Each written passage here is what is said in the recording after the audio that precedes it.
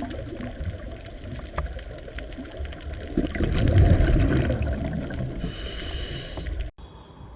આપણે ડીએનએ ની રચનાની વાત કરતા હતા, એમાં આપણે ન્યુક્લિયોટાઇડની રચનાની ચર્ચા કરીએ. હવે આપણે એ જોઈએ કે કેવી રીતે ન્યુક્લિયોટાઇડ જોડાય અને આખી શૃંખલા બને, એટલે કે પોલીન્યુક્લિયોટાઇડ બને. તો એના માટે સૌથી પહેલા તો આપણે એક ન્યુક્લિયોટાઇડ દોરીએ.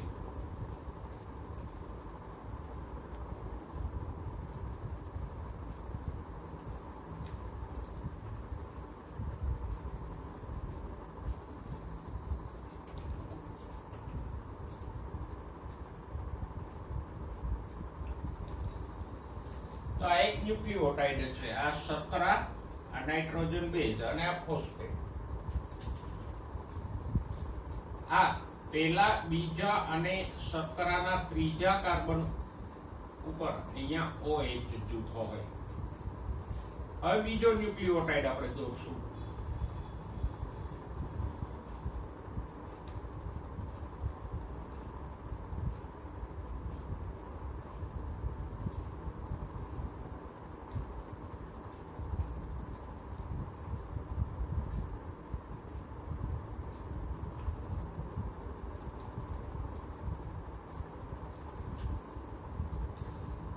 તો આ ન્યુક્લિયોટાઇડ નંબર 1 છે, આ બીજો છે. તો આ ફોસ્ફેટ છે આ બીજા ન્યુક્લિયોટાઇડની શર્કરા સાથે જોડાઈ છે. સમજાય છે? અહીંયા આ જે પહેલો ન્યુક્લિયોટાઇડ હતો એના ત્રીજા કાર્બનની શર્કરા સાથે આ બીજા ન્યુક્લિયોટાઇડનો ફોસ્ફેટ જોડાઈ છે. તો એને શું કહેવાય? જે જોડકું બન્યું એને કહેશું ડાઈ ન્યુક્લિયોટાઇડ. આ જ વસ્તુને આપણે શબ્દોમાં લખીએ.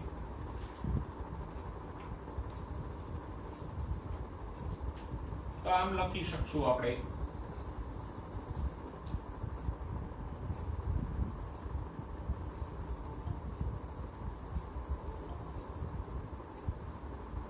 એક ન્યુક્લિયોટાઇડની ટાઇડનો ફોસ્ફેટ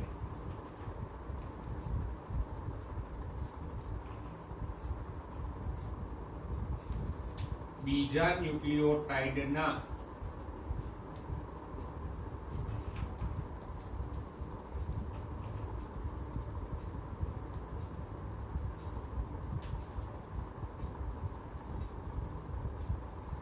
શર્કરાના કયા કાર્બન સાથે જોડાય છે? ત્રીજા કાર્બન સાથે.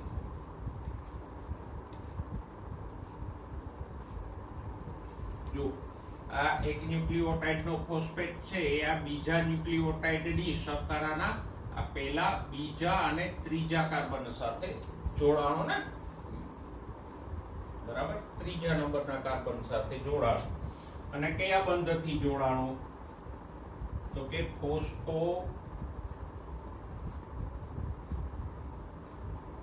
ડાઈ એસ્ટર બંધથી.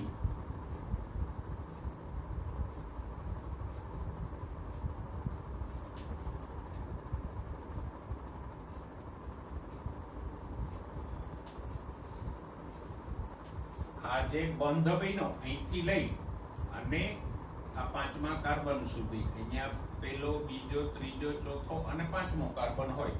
તો આ ત્રીજા કાર્બન અને આ બીજા ન્યુક્લિયોટાઇડનો પાંચમો કાર્બન, બે વચ્ચે જે બંધ બન્યો ફોસ્ફેટ યુક્ત, એને શું કહીશું? ફોસ્ફો ડાઈ એસ્ટર બંધ. તો બે ન્યુક્લિયોટાઇડ કયા બંધથી જોડાય? ફોસ્ફો ડાઈ એસ્ટર બંધથી જોડાય. અને બે ન્યુક્લિયોટાઇડના કયા કયા કાર્બન જોડાય છે? તો કે એકનો ત્રીજો અને બીજા ન્યુક્લિયોટાઇડનો પાંચમો કાર્બન ફોસ્ફો ડાઈ એસ્ટર બંધથી જોડાય. તો આ આખી જે રચના બની એને શું કહેશું? ડાઈ ન્યુક્લિયોટાઇડ. બે ન્યુક્લિયોટાઇડ જોડાણા તો ડાઈ ન્યુક્લિયોટાઇડ.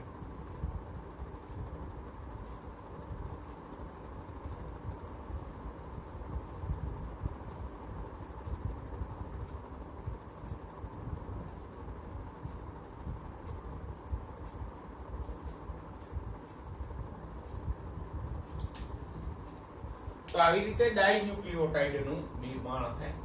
હવે આ જ જોડાણને આપણે આગળ વધારીએ. દાખલા તરીકે અહીંયા હું ત્રીજો ન્યુક્લિયોટાઇડ દોરું.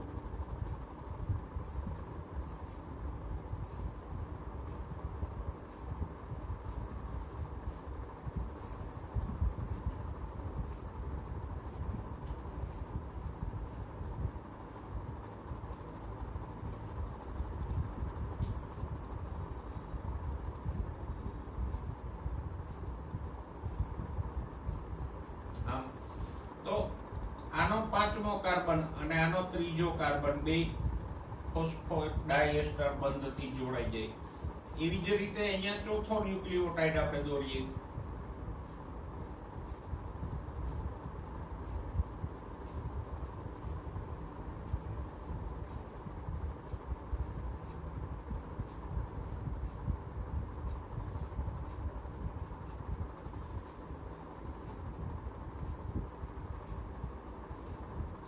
તો આ બંને વચ્ચે પણ એવી જ રીતે ફોસ્ફોડાયસ્ટર બંધ બની જાય.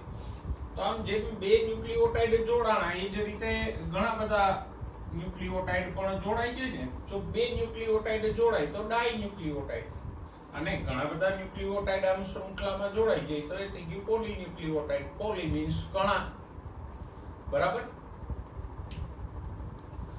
તો આમ ડીએનએ આરએનએ માં આવી પોલીન્યુક્લિયોટાઇડ શૃંખલા બને, અને પછી પોલીન્યુક્લિયોટાઇડ શૃંખલામાંથી ડીએનએ બને કે આરએનએ બને. ઓકે, જો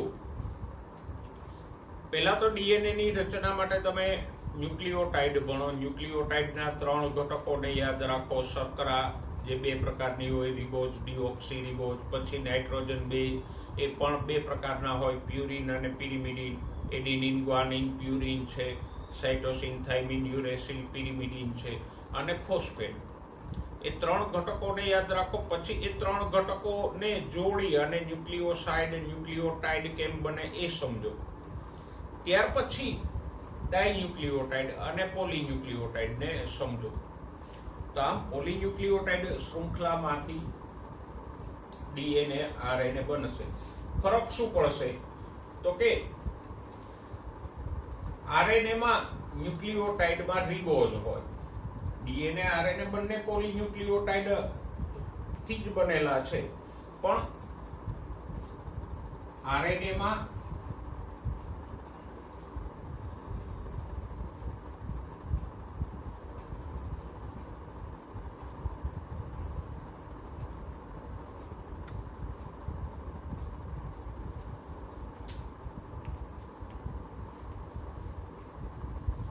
રિબોઝ શર્કરા હોય.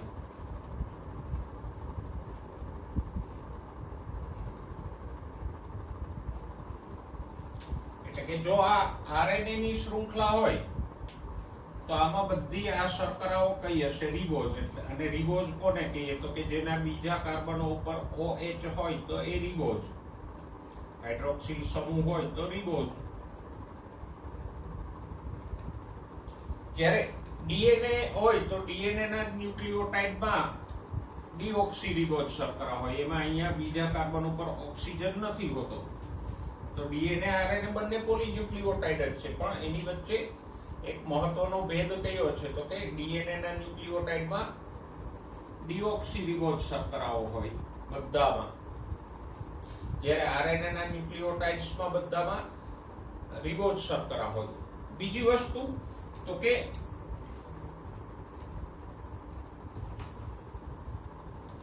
આરએનએ માં કોણ નથી જોવા મળતું? તો કે થાઇમિન નથી જોવા મળતું.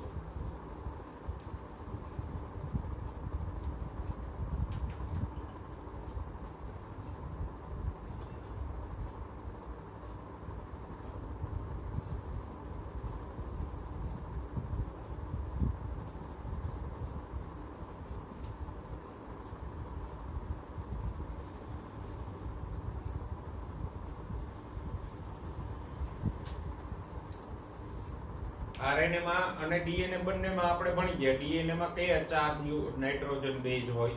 તો કે ATGC, adenine, thiamine, guanine, cytosine હોય ડીએનએ માં. જ્યારે આરએનએ માં AUGC હોય.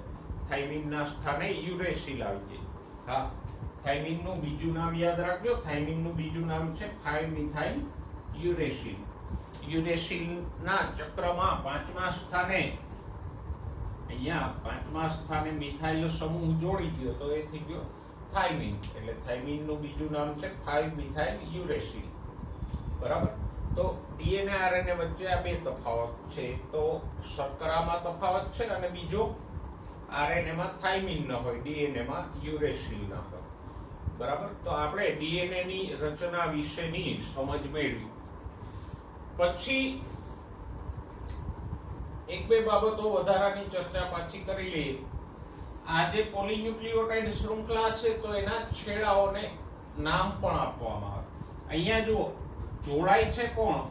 તો કે એક ન્યુક્લિયોટાઇડનો ત્રીજો કાર્બન અને બીજાનો પાંચમો કાર્બન, બે વચ્ચે ફોસ્ફોડાયસ્ટર બંધ બને.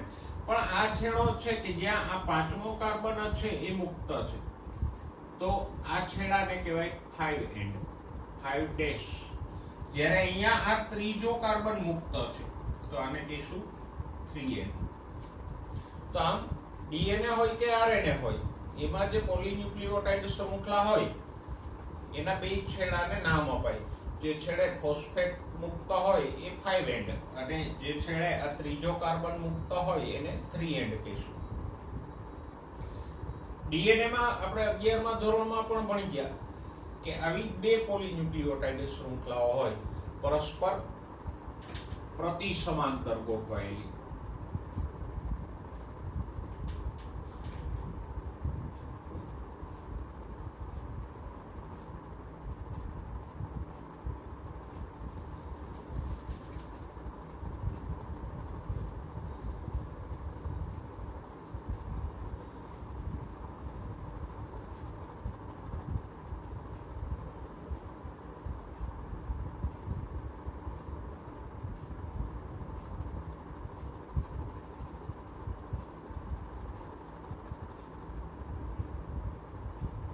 આમ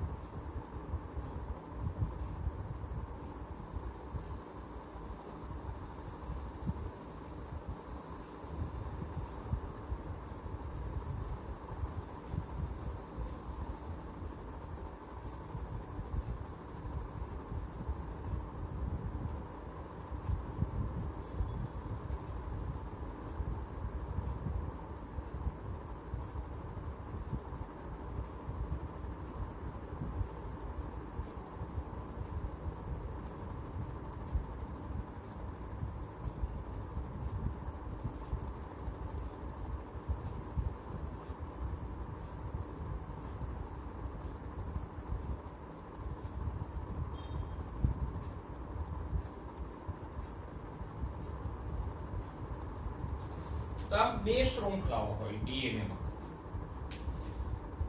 અને બે પ્રતિ સમાંતર છે. જો આ 3 to 5 આ દિશામાં છે,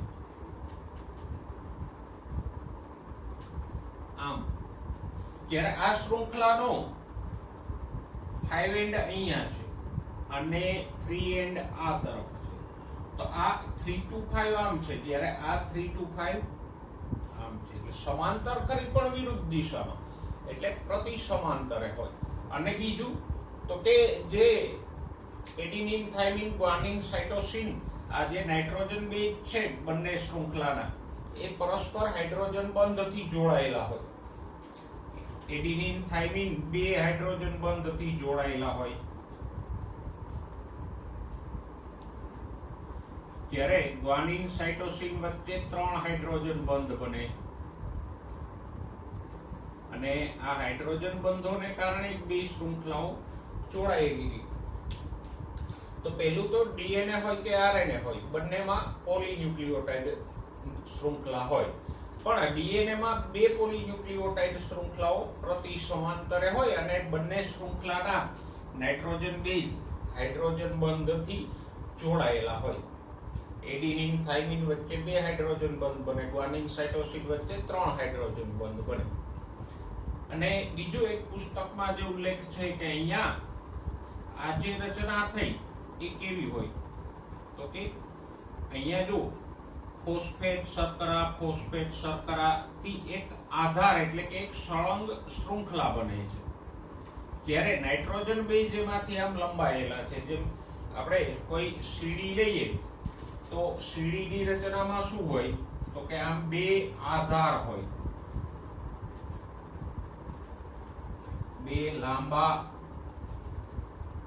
જે લાકડાઓ હોય એનો આધાર બને આમ, અને વચ્ચે આમ પગથિયાઓ હોય એમાંથી લંબાયેલા. તો અહીંયા પણ જો આ ફોસ્ફેટ શર્કરાની શૃંખલા છે એ આવો આધાર છે, અને નાઇટ્રોજન બેઝ આમ પગથિયા સ્વરૂપે એમાંથી લંબાયેલા છે. તો આપણે ડીએનએ આરએનએ ની રચનાની વાત પાછી તાજી કરી કે જે આપણે ઓલરેડી 11મા ધોરણમાં ભણી ચૂક્યા છીએ. જો હવે થોડીક ચર્ચા આપણે એ કરીએ ડીએનએ ની શોધ વિશે, ડીએનએ ની અણુરચના વિશે અને ડીએનએ ની અણુરચનામાં જે ખાસિયતો છે એની ચર્ચા કરશું. સૌથી પહેલા ડીએનએ ની તો ન કહેવાય પણ અજાણપણે ડીએનએ ની શોધ કોણે કરી, તો કે 1869 માં ફ્રેડરિક મિશર નામના વૈજ્ઞાનિકે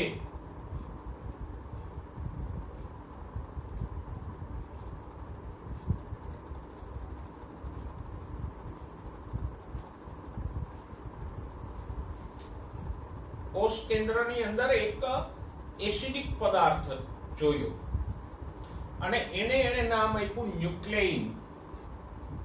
કોષ કેન્દ્ર એટલે ન્યુક્લિયસ, તો ન્યુક્લિયસમાં જે પદાર્થ મિશરે જોયો એને ન્યુક્લિયસમાં જોવા મળે છે એટલે નામ આપ્યું ન્યુક્લિયન. બરાબર. અને આગળ જતા એની ઓળખ ડીએનએ તરીકે થઈ. એકચ્યુઅલી તો એવું હતું કે પછી આગળ જતા ન્યુક્લિયનમાં બે ઘટકો મળ્યા, ડીએનએ અને પ્રોટીન. બરાબર. પણ લાંબા સમય સુધી આ ન્યુક્લિયન કે ડીએનએ ને અલગ પાડી ન શકાણો. ટેકનિકલ મર્યાદાઓ હતી ત્યારે, ટેકનોલોજી એટલી વિકસિત નહોતી, વિજ્ઞાન એટલું બધું વિકસિત નહોતું, એટલે એવું શક્ય ન બન્યું કોષ કેન્દ્રમાંથી આ ડીએનએ ને અલગ પાડી અને એનો અભ્યાસ કરીએ. અલગ પાડવો એટલા માટે આવશ્યક છે કે કોષની અંદર તો સેંકડો અણુઓ હોય, એમાંથી કોઈ એક અણુનું બંધારણ કે ગુણધર્મો વગેરે આપણે જાણવા હોય તો પહેલા તો એ અણુને કોષના બીજા અણુઓથી આપણે અલગ તારવવો પડે, તો જ એ અણુનું બંધારણ અને બીજી બાબતો જાણી શકાય.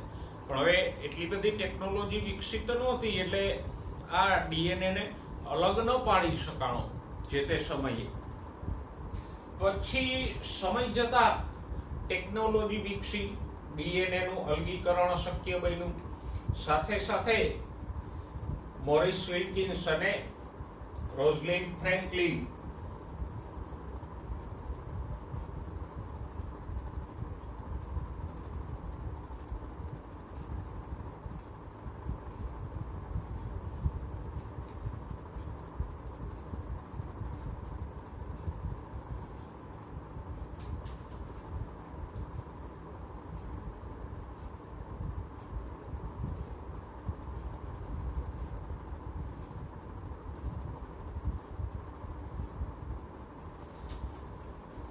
વિલ્કિન્સ અને ફ્રેન્કલિને એક્સ-રે વિવર્તનની ટેકનોલોજી આપી અને આ એક્સ-રે વિવર્તનની ટેકનોલોજીના આધારે આ એક્સ-રે વિવર્તનની ટેકનોલોજીનો ઉપયોગ કરીને જેમ્સ વોટસન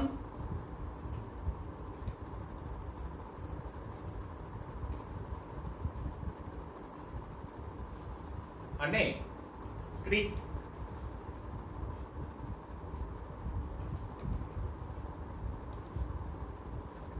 બંનેએ ડીએનએ ની અણુરચનાનું મોડલ આપ્યું.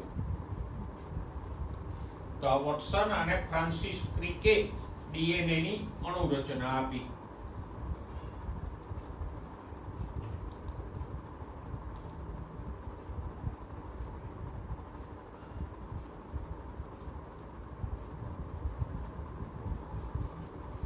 બરાબર.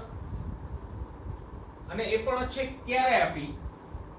તો કે આ બંનેએ ડીએનએ ની અણુરચના સમજાવી 1953 માં. મીન્સ કે મિશરે સૌથી પહેલા ડીએનએ ને ન્યુક્લિયન સ્વરૂપે જોયો, પછી ઘણા વર્ષો પછી 1869 પછીના સમયગાળામાં તો વૈજ્ઞાનિકોએ ઓળખી ગયા હતા કે ન્યુક્લિયનમાં ડીએનએ અને પ્રોટીન હોય છે.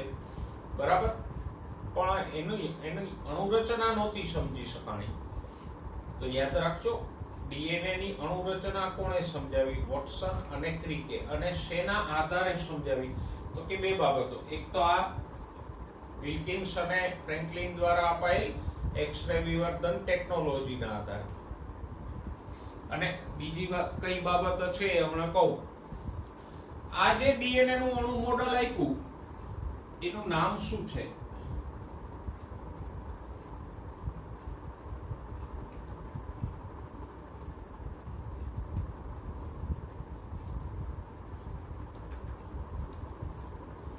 બેવડું કુંતલાકાર મોડલ. બેવડું એટલે કે વોટસન અને ક્રિકે જે સમજાવ્યું એ પ્રમાણે ડીએનએ માં બે પોલીન્યુક્લિયોટાઇડ શૃંખલાઓ હોય. હમણાં આપણે દોર્યું હતું એમ.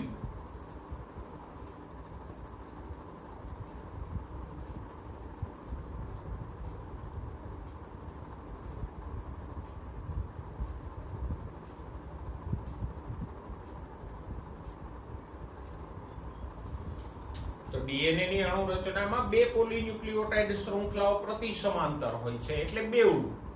અને કુંતલાકાર. આ બંને શૃંખલાઓ સીધી નથી હોતી.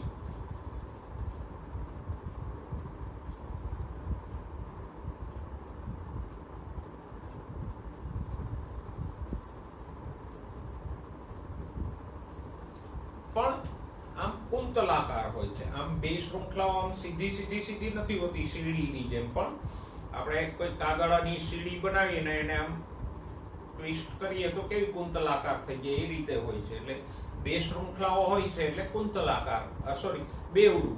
અને બે શૃંખલાઓ આમ કુંતલ સ્વરૂપે હોય એટલે બેવડું કુંતલાકાર અણુ મોડલ વોટસન અને ક્રિકે.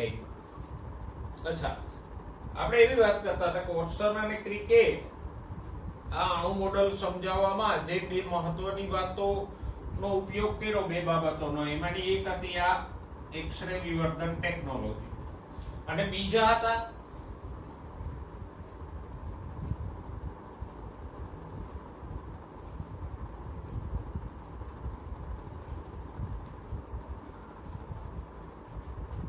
ઇરવિન-ચારગાફના નિયમો અથવા ચારગાફના નિયમો જે કયો એ.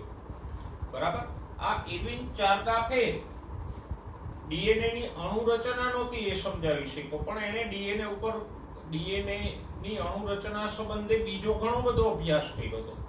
તો ચારગાફે પોતાના અભ્યાસ દરમિયાન જોયું કે ડીએનએ માં એડિનિન, થાઇમિન અને ગ્વાનિન, સાઇટોસિન વચ્ચેનું પ્રમાણ અચળ અને સમાન હોય છે. એડિનિન, થાઇમિન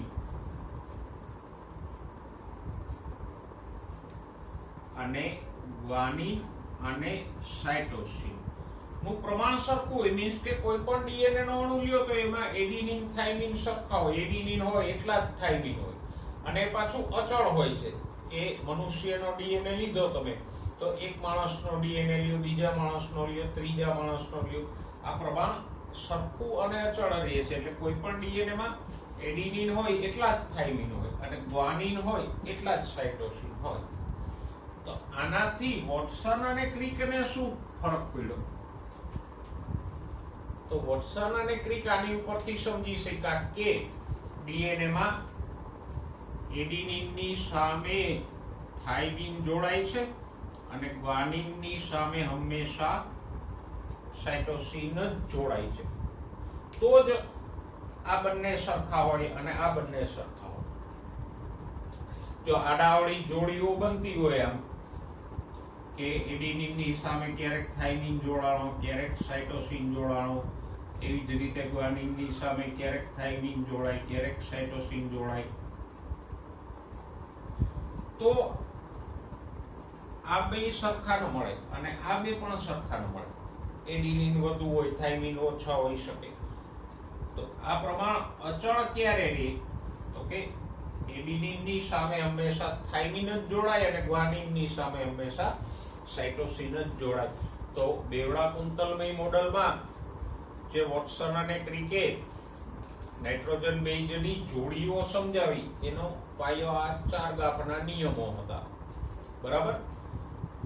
તો આ નિશાળે જે શરૂઆત કરી ન્યુક્લિયસની શોધથી એ વોટસન અને ક્રિકના અણુ મોડલના સમજાવવાથી ઘણા અંશે પૂરી થઈ. પછી તો આગળ ડીએનએની કાર્ય પદ્ધતિ વગેરે વિશેના સંશોધનો તો આજે પણ જીવવિજ્ઞાનમાં એક મહત્વનો વિષય છે.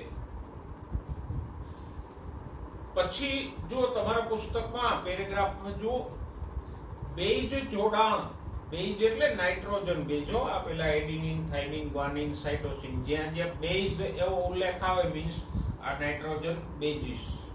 તો બેઝ જોડાણ પોલીન્યુક્લિયોટાઇડ શૃંખલાઓને અજોડ લાક્ષણિકતા બક્ષે છે. એટલે કે ડીએનએ માં આ જે જોડીઓ બને છે એટી અને જીસી ની, એ ડીએનએ અને આરએનએ ની અજોડ લાક્ષણિકતા છે. કારણ કે આ જોડીઓ ક્યારેય બદલાતી નથી. ક્યારેય કોઈ પણ ડીએનએ માં એડિનિનની સામે સાઇટોસિન ન આવે કે ગ્વાનિનની સામે થાઇમિન ન આવે. જોડી બધાના ડીએનએ માં ફિક્સ જ હતી. તો આમ આ જે એટી અને જીસી ની જોડી છે એ ડીએનએ ની અજોડ લાક્ષણિકતા છે.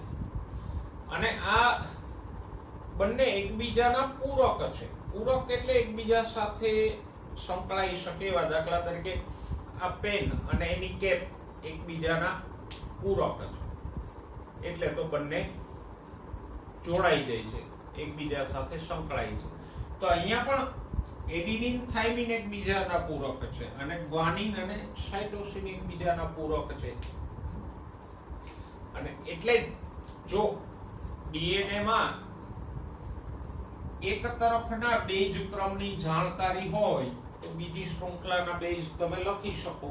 ફોર એક્ઝામ્પલ, એક ડીએનએ નો ટુકડો છે, આમ સીધી શૃંખલામાં દોરીએ તો હું એમ કહું કે અહીંયા એડિનિન, સાઇટોસિન, થાઇમિન,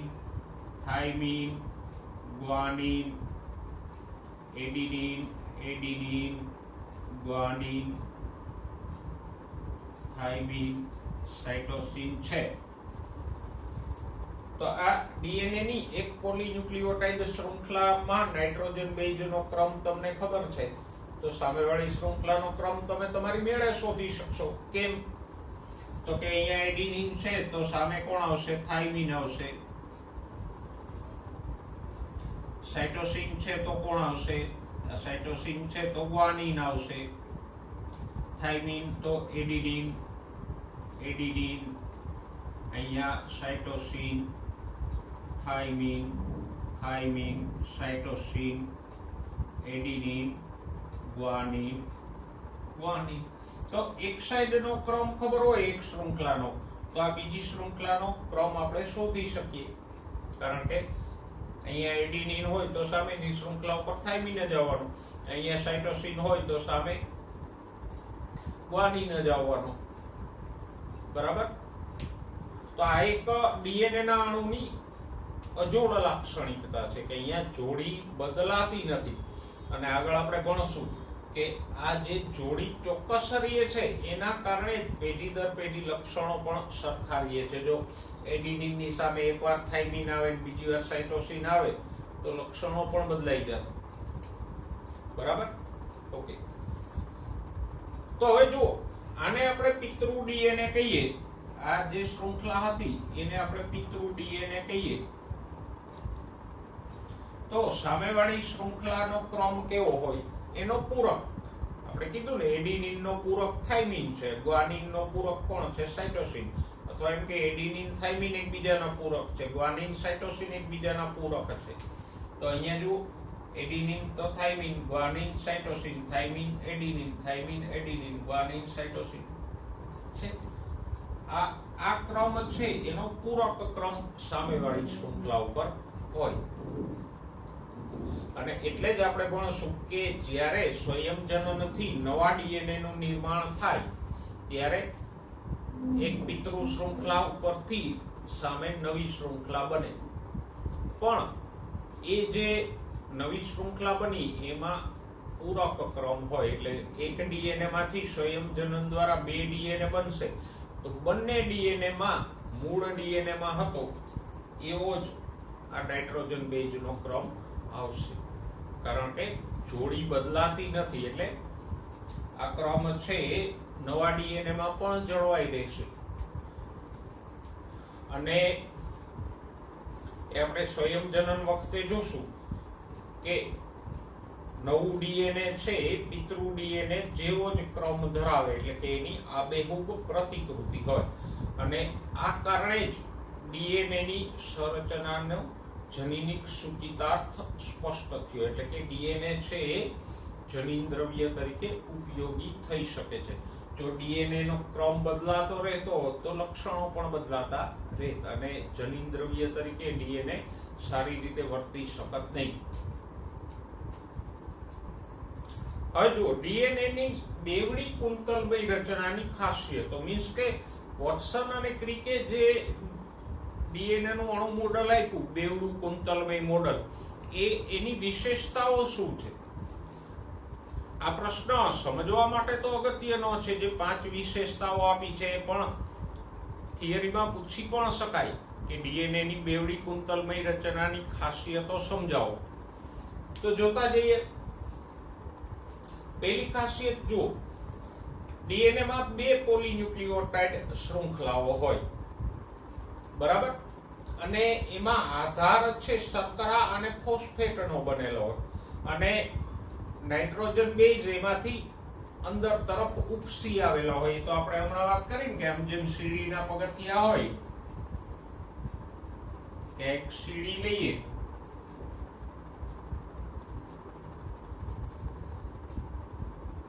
તો આ એનો આધાર છે. આમ બાજુમાં બંને જે લાંબા બાંબુ હોય એ એનો આધાર છે. તો ડીએનએ ની 2 શૃંખલાઓમાં શું હોય? અહીંયા આમ શર્કરા, પછી ફોસ્ફેટ, શર્કરા, ફોસ્ફેટ, એ રીતે આખી શૃંખલા બને આમ. અને નાઇટ્રોજન બેઝ અહીંથી આમ લંબાયેલા હોય બે તરફથી. અહીંયા ફોર એક્ઝામ્પલ એડિનિન, થાઇમિન. તો ડીએનએ માં 2 પોલીન્યુક્લિયોટાઇડ શૃંખલા હોય અને એ જે શૃંખલાઓ છે એમાં ફોસ્ફેટ અને શર્કરાનો આધાર એટલે પટ્ટો બને અને નાઇટ્રોજન બેઝ એમાંથી આમ લંબાયેલા હોય. આ પહેલી ખાસિયત જે વોટસન અને ક્રિકે સમજાવી. પછી બીજું તો કે બંને શૃંખલાઓ પ્રતિ સમાંતર હોય. આપણે અહીંયા જે 2 શૃંખલાઓ દોરી હતી એમાં આપણે જોઈએ કે આમ ડીએનએ હોય પછી 2 શૃંખલાઓ સીધી ન રહેતા આમ કુંતલાકાર થઈ જાય.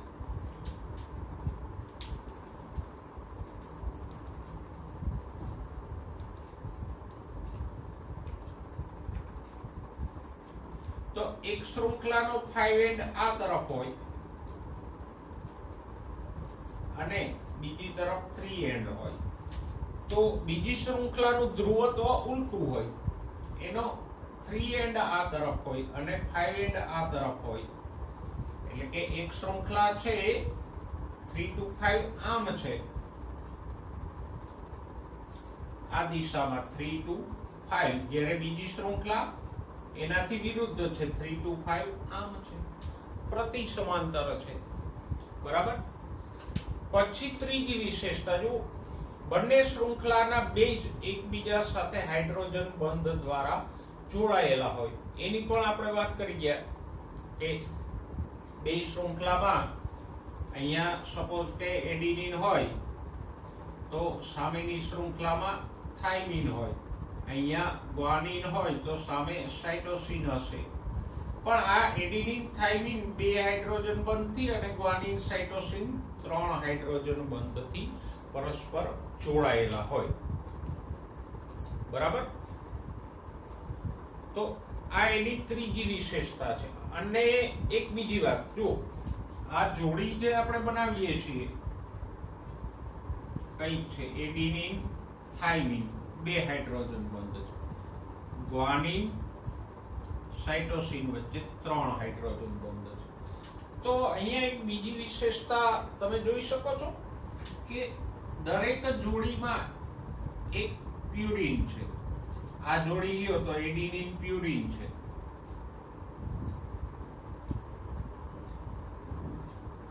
થાઇમિન પિરિમિડિન પ્રકારનો છે.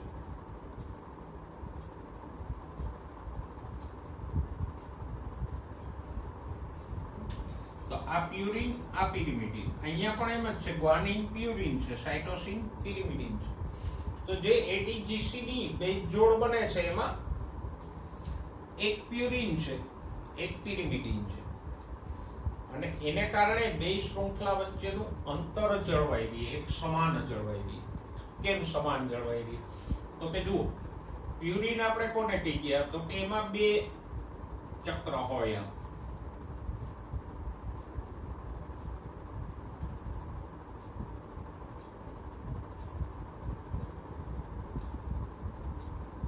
જ્યારે પિરિમિડિનમાં એક જ ચક્ર હોય.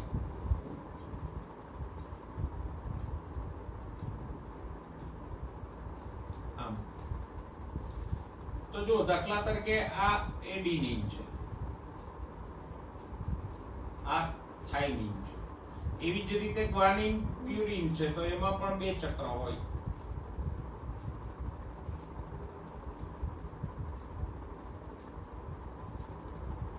સાઇટોસિનમાં એક જ હોય. તો આ જે બે શૃંખલા વચ્ચેનું અંતર છે, આમ આ બે શૃંખલા વચ્ચેનું આ અંતર છે એ સરખું જળવાઈ રહે. થોડી વાર માટે ધારી લ્યો કે એડિનિનની સામે ગ્વાનિન જોડાય છે, તો શું થાય? બેમાં બે ચક્ર છે, એટલે એડિનિન ગ્વાનિન જોડાય ત્યાં શૃંખલા વચ્ચેનું ડિસ્ટન્સ વધી જાય. થાઇમિનની સામે સાઇટોસિન જોડાય છે, તો આ બેમાં એક જ ચક્ર છે, એટલે ત્યાં અંતર ઘટી જાય.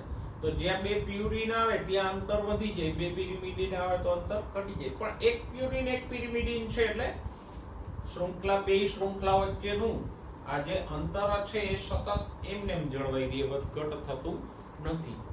તો જે જોડી બને છે એમાં એક પ્યુરિન એક પિરિમિડિન, એક પ્યુરિન એક પિરિમિડિન હોય. એને કારણે ડીએનએ ની બે પોલીન્યુક્લિયોટાઇડ શૃંખલા વચ્ચેનું અંતર એક સમાન જળવાઈ રહે.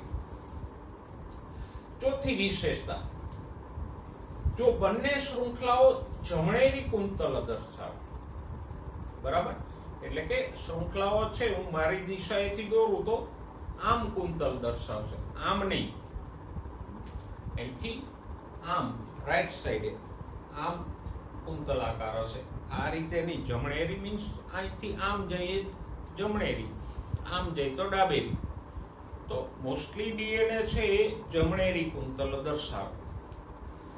અને કુંતલનો ગર્ત કેવડો હોય, એટલે કે કુંતલનું અંતર કેવડું હોય. ડીએનએ અણુને આપણે પાછો અહીંયા કુંતલ સ્વરૂપે દોરીએ તો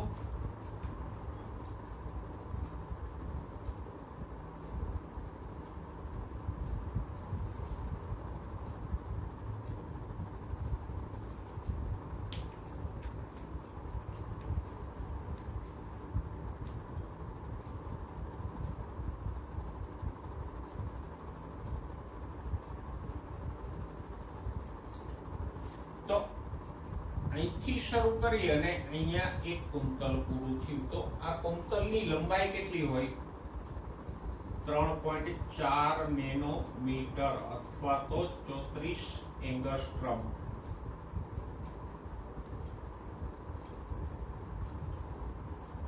તો વોટસન અને ક્રિકે જે ચોથી ખાસિયત સમજાવી હતી આપણને ડીએનએ ની માર્ક સાઇઝ દર્શાવે છે કે ડીએનએ ના કુંતલ વચ્ચે અંતર કેટલું હોય 34 એંગસ્ટ્રોમ. ઓકે, નેનોમીટર એટલે તમે જાણો છો 10⁻⁹ મીટર. અને એક કુંતલમાં 10 જોડી હોય. આવી એટીજીસી ની જોડી કેટલી હોય અહીંથી લઈ અને અહીંયા સુધી કેટલી જોડી હોય તો કે 10. આ એક જોડી,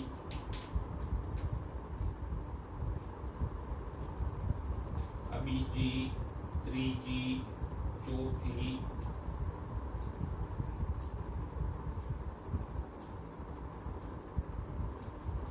જો આ 1 2 3 4 5 6 7 8 8 જ થઈ. 10 ક્યાં છે?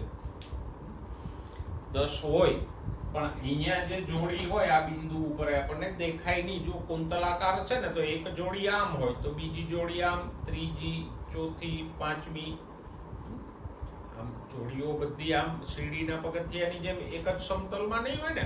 એક જોડી એટીજીસી ની આ રીતે હોય તો બીજી આમ હોય, પછી ત્રીજી આમ થશે. તો અહીંયા જે જોડી હશે આપણને નહીં દેખાય, અહીંયાની જોડી પણ નહીં દેખાય. એટલે આપણને દેખાશે 8 જ પણ હોય અહીંયા જે આ પોઈન્ટ ઉપર છે એ જોડીઓ ગણતા 10 જોડી હોય. તો જો 10 જોડી વચ્ચે 3.4 નેનોમીટર હોય તો આ બે જોડી વચ્ચેનું અંતર કેટલું થાય? સિમ્પલ છે, 10 એ ભાગી નાખો, 0.34 નેનોમીટર. એટલે ડીએનએ ના એક કુંતલની લંબાઈ 3.4 નેનોમીટર હોય. એક કુંતલમાં 10 નાઇટ્રોજન બેઝની જોડી હોય અને બે જોડી વચ્ચેનું અંતર 0.34 નેનોમીટર થાય. પાંચમી વિશેષતા, આ જે હાઇડ્રોજન બંધ બને છે એડિનિન, ગ્વાનિન, થાઇમિન, સાઇટોસિન વચ્ચે એક અને એકની ઉપર બીજી, બીજા ઉપર ત્રીજી, ચોથી, પાંચમી જોડીઓ હોય એને કારણે ડીએનએ સ્થાયી રહે. જો આ એટીજીસી વચ્ચે અહીંયા જે હાઇડ્રોજન બંધ હોય એને તોડી નાખો તો બે શૃંખલાઓ જુદી પડી જશે. પણ એવું નથી થતું. આપણે ભણ્યા એમ એડિનિન, થાઇમિન વચ્ચે 2 હાઇડ્રોજન બંધ હોય, ગ્વાનિન, સાઇટોસિન વચ્ચે 3 હાઇડ્રોજન બંધ હોય. પણ અહીંયા જે એડિનિન, થાઇમિન, ગ્વાનિન, સાઇટોસિન હોય સામસામેના એની વચ્ચેના હાઇડ્રોજન બંધને કારણે ડીએનએ સ્થાયી રહે. એની બે શૃંખલાઓ જુદી પડતી નથી. તો આપણે આ વોટસન અને ક્રિકે જે ડીએનએ ની બેવડી કુંતલમય રચના આપી એની વિશેષતાઓની વાત કરી. મતલબ કે ડીએનએ ની અણુ રચનાને આજે આપણે સારી રીતે સમજ્યા. 11મા ધોરણમાં પણ તમે ભણી ગયા છો અને અત્યારે પણ આપણે પાછી એ ડીએનએ ની રચના વિશે વિસ્તારથી ચર્ચા કરી. તો આઈ હોપ કે હવે ડીએનએ તમને બરાબર સમજાઈ ગયું હશે.